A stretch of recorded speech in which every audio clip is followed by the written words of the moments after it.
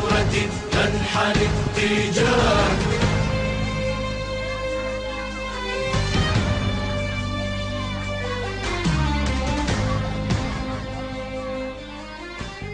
ضامنين ومؤيدين للإخوان البحرينيين، ونأمل من المولى عز وجل أن ينصرهم على كل من يعاديهم، ولناشد حقوق الإنسان والكل بالإفراج عن المعتقلين الأبطال أحمد خواجه وبنته وكل Det er deres 3-års jubilæum for deres undertrykkelse. Det saudiarabiske folk, de påstår, at de er en fredelig stat, et stat, hvor der er plads til alle.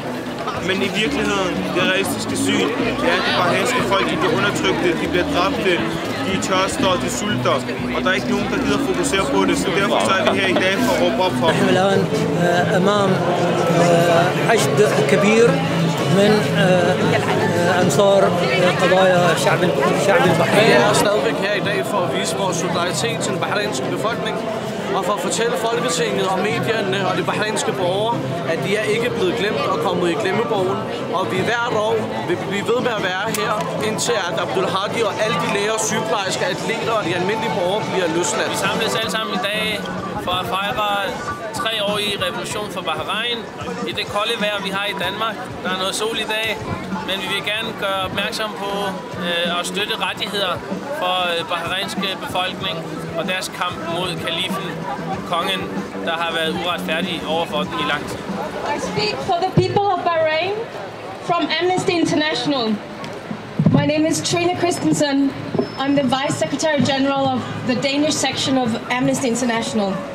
We have been working on human rights in Bahrain together with our partners here and across the world for many years now. In the 3 years since authorities crushed the mass demonstrations of 2011, the human rights situation in Bahrain has continued to deteriorate. Prominent human rights defenders, opposition activists, and just regular people, even children, have been rounded up, in many cases just for calling for peaceful anti-government protests. Bahrain has witnessed a downward spiral of repression over the past 3 years, with the space for freedom of expression and assembly deteriorating and disappearing. Repeated promises of reform have been broken, and we are not seeing the steps we need to show that the government is serious about respecting its international obligations. The authorities have not yet implemented the recommendations made by the Bahrain Independent Commission of Inquiry, which we saw in 2011 and which filled us with some hope for change. Scores of people, including dozens of children, have been detained for participating in peaceful protest over the last year alone. Many of them tell us stories of torture, terrible torture in detention. Among some of the children who've been detained are the 10-year-old Jahid Nabil Al-Sameh and 13-year-old Abdullah Yusuf Al-Bahraini, who were arrested by the riot police in December of 2013 during a rally outside Manama.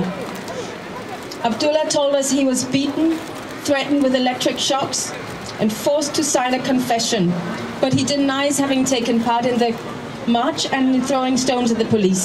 The boys have been released, but they remain under supervision. What kind of a regime does this kind of thing to children? Many others, including journalists and human rights activists, have also been targeted.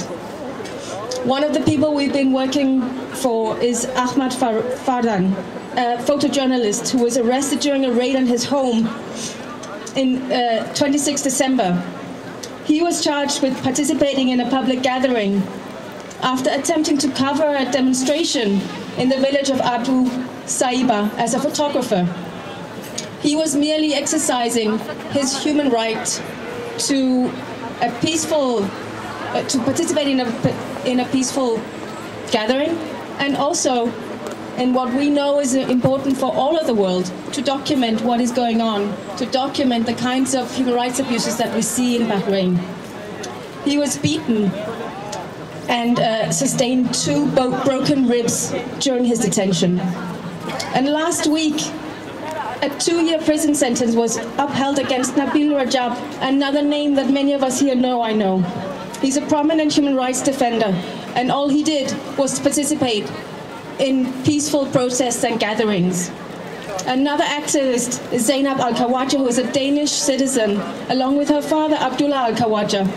They are all 3 prisoners of conscience, and all of them should immediately be released.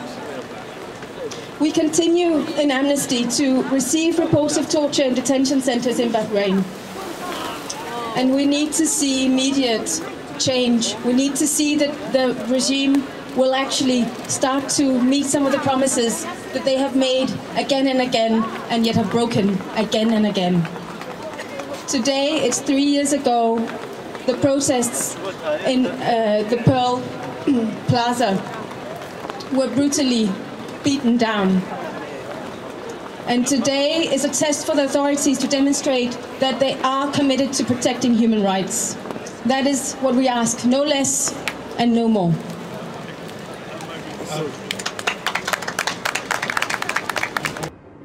More than 100 civilians have lost their lives expressing themselves peacefully.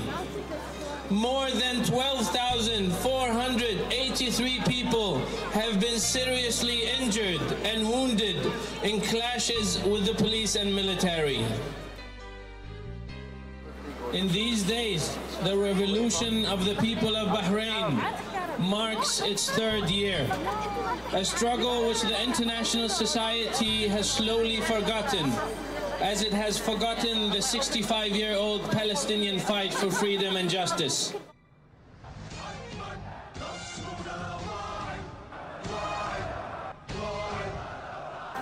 In Denmark, we can freely walk the streets without the fear of getting arrested based on our ethnicity or religion.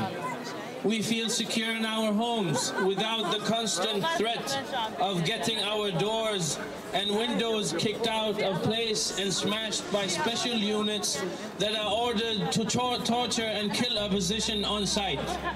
In Denmark, we as civilians have a vote that is to an extent respected when given to overthrow a government which we do not like or a prime minister which we do not support.